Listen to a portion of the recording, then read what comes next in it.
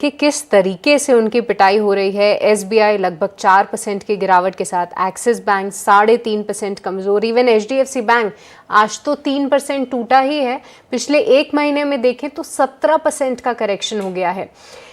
कैसे देख रहे हैं आप इस नई रूलिंग को, कंपनीज को इम्पैक्ट करते हुए, और क्या इस गिरावट का मौका उठाना चाहिए?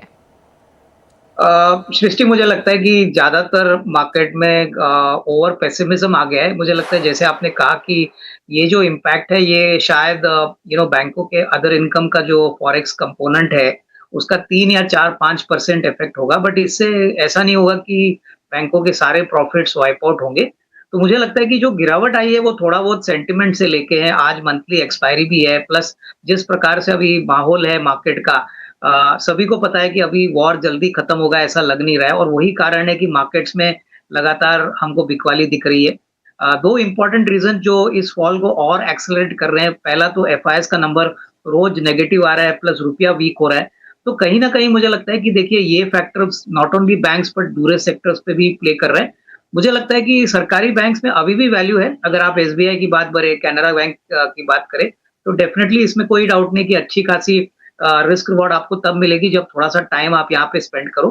बट ये बिजनेसेस ऐसे हैं जो लंबे अवधि के लिए डेफिनेटली चलेंगे। शॉर्ट टर्म में हो सकता है थोड़ी वॉलेटिलिटी आपको देखने को मिले, बट एसबीआई, कैनरा बैंक और प्राइवेट सेक्टर में आईसीआईसीआई बैंक, यही स्टॉक्स हम हमारे क्लाइंटों को भी बता रहे हैं, क्योंकि देखिए आपको अच्छी क्वालिटी बिजनेसेस अच्छे डिस्काउंटेड प्राइसेस में मिल रहा है। और मुझे नहीं लगता है कि ये सारे large cap stocks mid cap stocks के जैसे हैं जहाँ पे लिक्विडिटी का इश्यू है और जहाँ पे और बड़ी गिरावट आ सकती है। तो आई थिंक थोड़ा सा अगर एसआईपी मोड में कोई खरीदेगा तो अच्छी खासी कमाई होगी, बट टाइम फ्रेम थोड़ा मीडियम टर्म रखना है।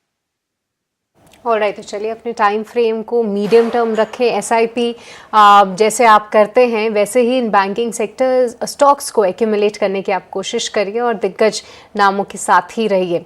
पर चलिए अब हमारे साथ गौरव भी जुड़ चुके हैं। गुड आफ्टरनून गौरव। देखिए मार्केट में गिरावट तो हावी है ही, ऐसे में कोई स्टॉक जो कि आपके रेडार पे आ रहा हो, कि आप कोई बाय कॉल्स देंगे, अभी भी सेल साइड के मौके ढूंढ रहे हैं? Hi Srishti, good afternoon. Good afternoon. Yes, अच्छी खासी गिरावट है बाजार के अंदर और वो मुझे फर्दर एक्सटेंड होती हुई नजर आ रही है। I see markets quickly heading towards 22,000 levels, therefore मैं सेल साइड की ही पोजीशन इनिशिएट करूंगा। तो जो पहला stock which is catching my eyes is PFC, power finance corporation. पिछले कुछ दिनों से लगभग 2 हफ्ता शेयर ने एक रेंज में बिताया, कंसोलिडेट किया और उसके बाद आज के ट्रेडिंग सेशन में ब्रेकडाउन देखने को मिला। Therefore at the current level of 383 ये एक अच्छा शॉर्ट सेल प्रोपोजिशन कैंडिडेट बनता है। 390 का स्टॉप लेकर 365 के टारगेट्स में एक्सपेक्ट कर रहा हूँ उसके अंदर। जो दूसरा स्टॉक मुझे पसंद आ रहा है, again that is on the sell side, वो भी पीएसयू क्षेत्र से है, दैट इज बीएचईएल। बीएचईएल के अंदर भी एक अच्छी गिरावट है, आज ही ब्रेकडाउन हुआ है, 248 के करंट भाव पे। It is again a good short cell candidate. 253 का स्टॉप लेना है और 238 तक के हम टारगेट्स एक्सपेक्ट कर सकते हैं इसमें ऑन अ पोजिशनल बेसिस। बिल्कुल, तो ये 2 ट्रेड आइडिया जो है वो आपको आती हुई साथ साथ आप एक काम करते हैं, ऑप्शन मजबूत रुपया खुला भी, लेकिन स्थिति फिर से काफी गंभीर हो रही है। 95 रुपए का $1 हो गया है। कितना चैलेंज बढ़ते हुए आप देख रहे हैं बाजार के लिए और इकोनॉमी के लिए?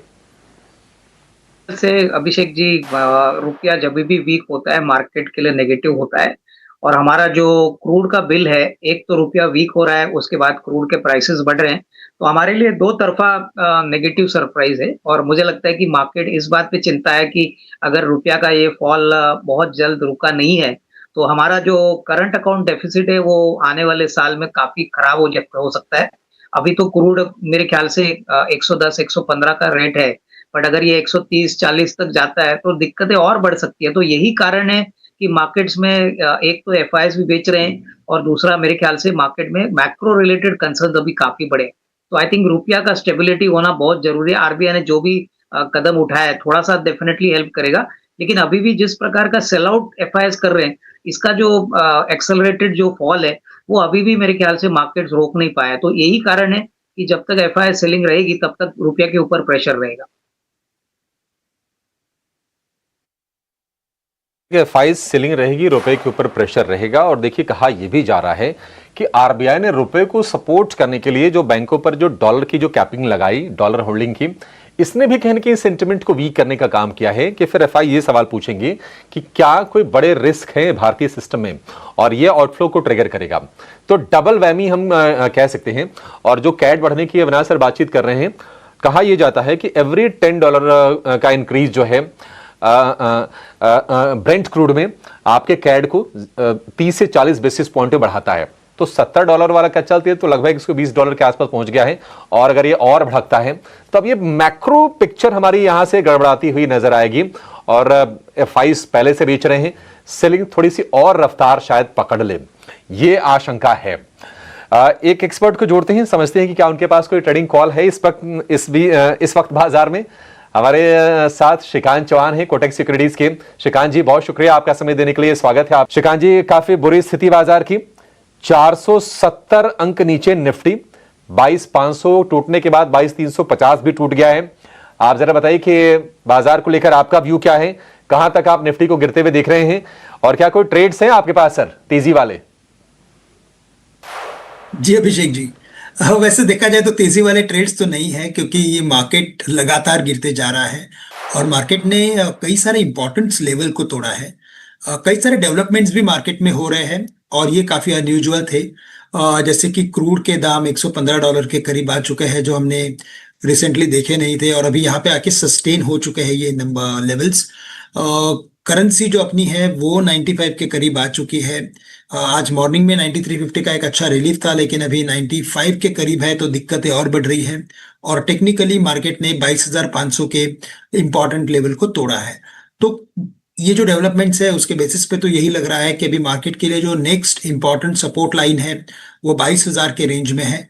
और अगर हम उससे भी वर्स्ट अगर एक्सपेक्ट करने की अगर कोशिश करते हैं कि शायद अगर मार्केट अगर और गिरता है तो फिर क्या, तो उसके बाद 21,750 के लेवल्स नजर आते हैं, क्योंकि 21,750 का लेवल मार्केट ने रजिस्टर किया था जब टैरिफ से रिलेटेड न्यूज फ्लो आया था। तो 21,750 22,000 ये मुझे लगता है बहुत ही बढ़िया बाइंग जोन रहेगा। देखिए, वैल्यूएशन टर्म्स में हम काफी अट्रैक्टिव होते जा रहे हैं, लेकिन क्या हो रहा है कि because of this rise in price of crude and जो करेंसी वीक हो रही है, जिसकी वजह से क्या होगा कि पूरा इक्वेशन बिगड़ रहा है। अगर ये सिलसिला अगर जारी रहा for more than 1 month 3 months, तो फिर इसका इम्पैक्ट कॉर्पोरेट अर्निंग्स पे आने की शुरुआत हो जाएगी। अगर ये जल्दी रिजॉल्व अगर हो जाता है, एक आध हफ्ते में अगर ये रिजॉल्व हो जाता है, तो फिर हमें लगता है कि मार्केट का जो करेक्शन रहेगा वो लिमिटेड रहेगा। स्टॉक स्पेसिफिक बात करें तो यहाँ पे मुझे लगता है कि जो वीक स्टॉक्स है वो और वीक होते हुए नजर आएंगे। और अगर यहाँ से वीकनेस अगर नजर आ रही है तो वो है इंडसइंड बैंक में। 750 के करीब ट्रेड कर रहा है। अपने इंपॉर्टेंट लेवल्स 770 780 के लेवल्स को इसने तोड़ा है। जो नेक्स्ट इंपॉर्टेंट सपोर्ट लाइन बन के आ रही है, उभर के आ रही है, वो है 720 से 710 रुपए की। तो करंट लेवल से भी मुझे लगता है कि इंडसइंड बैंक को शॉर्ट करे। स्टॉप लॉस यहाँ पे रखे 765 का और टारगेट यहाँ पे रखे 720 रुपए के। इसके अलावा अगर कुछ क्रूड के डेवलपमेंट के बेसिस पे अगर देखा जाए तो फिर मुझे लगता है ओएनजीसी ये एक ट्रेड बन सकता है, लेकिन इसमें पोजिशनल ट्रेड लेना चाहिए। शॉर्ट टर्म ट्रेड लेने की जरूरत नहीं है, पोजिशनल ट्रेड लीजिए। पोजिशनल ट्रेड में आप स्टॉप लॉस रखिए 274 का। हमें लगता है ये स्टॉक ग्रेजुअली 300 रुपए तक के लेवल्स दिखा सकता है। इंडसइंड बैंक का जो कमज़ोर कैंडिडेट है वहाँ पर बिकवाली और भी हावी हो सकती है। और ओएनजीसी एक पोजिशनल ट्रेड आप ले सकते हैं, शॉर्ट टर्म का नज़रिया मत रखिएगा। और यहाँ पर 300 के टारगेट्स जो हैं आपको ध्यान में रखने चाहिए। कहीं ना कहीं जो लेवल्स हैं निफ्टी के निचले स्तरों के निकलते हुए वो 21,700 के आ रहे हैं, वो एक इम्पॉर्टेंट लेवल होगा वॉच आउट करने के लिए। और इस बीच आप देखिए मार्केट की गिरावट गहराती हुई 22,300 के बेहद करीब। देखते हैं कि आज वो रुक पाता है लेवल या नहीं। बढ़ाइए आपकी, आप ट्रैक करते हैं इस कंपनी को?